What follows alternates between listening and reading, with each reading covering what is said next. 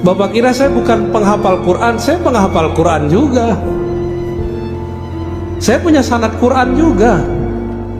Tapi baginda Nabi mengabarkan nanti di akhir zaman akan muncul khawarij yatluna ayatillah rotba. Mereka kalau baca ayat itu rapi.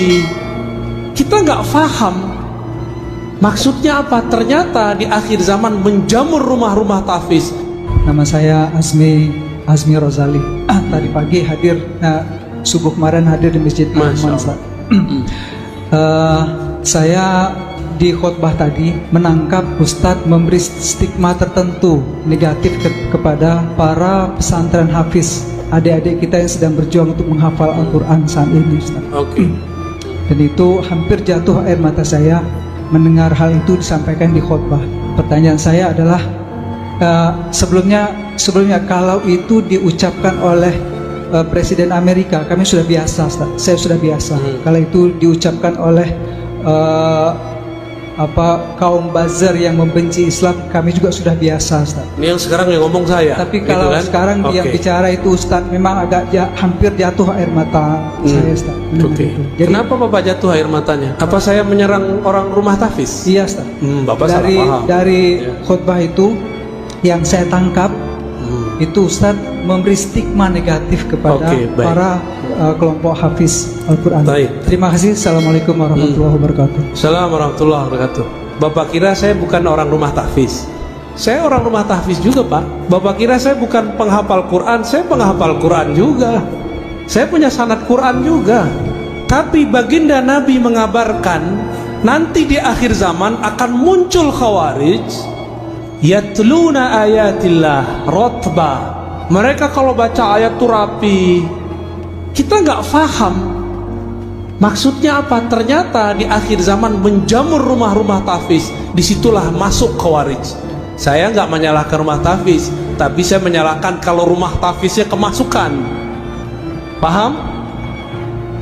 Dari 2008 saya membersamai rumah tahfiz di Pamulang, di Ciputat, di Solo.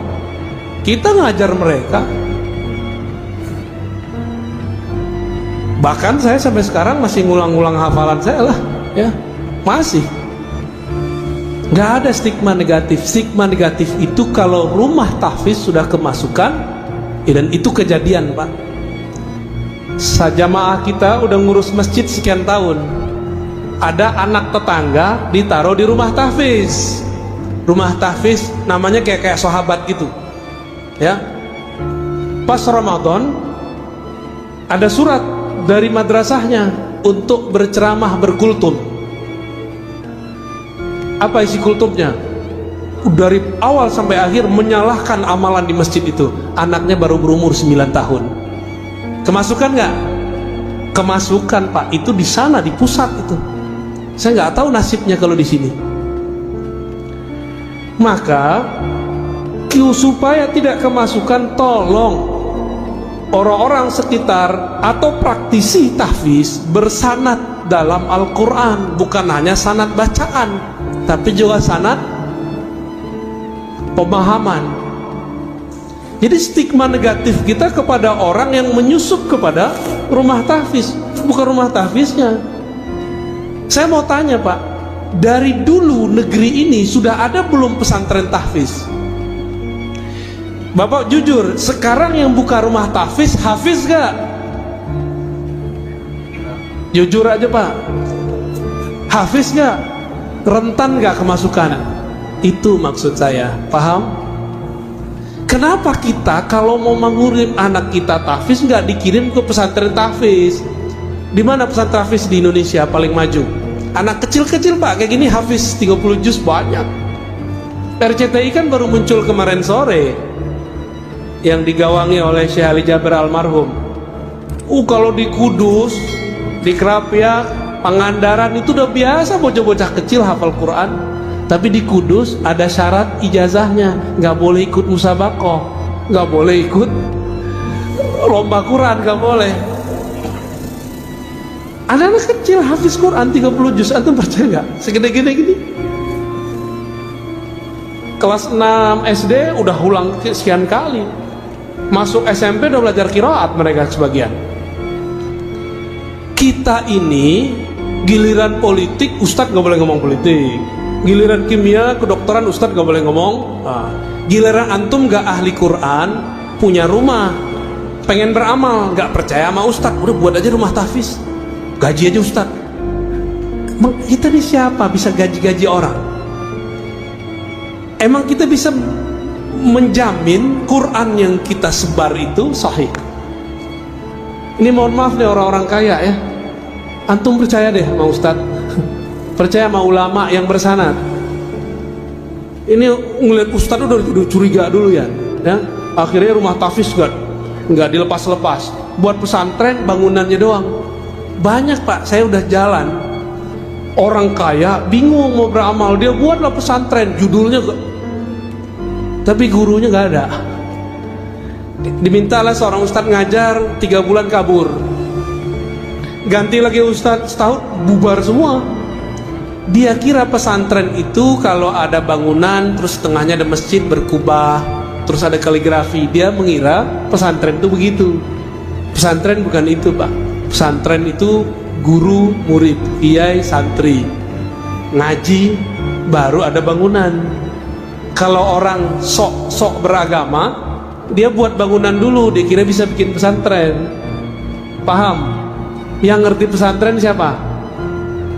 Ulama. Yang ngerti buat jalan, buat bangunan siapa? Insinyur. Maka kami nggak urus pak itu.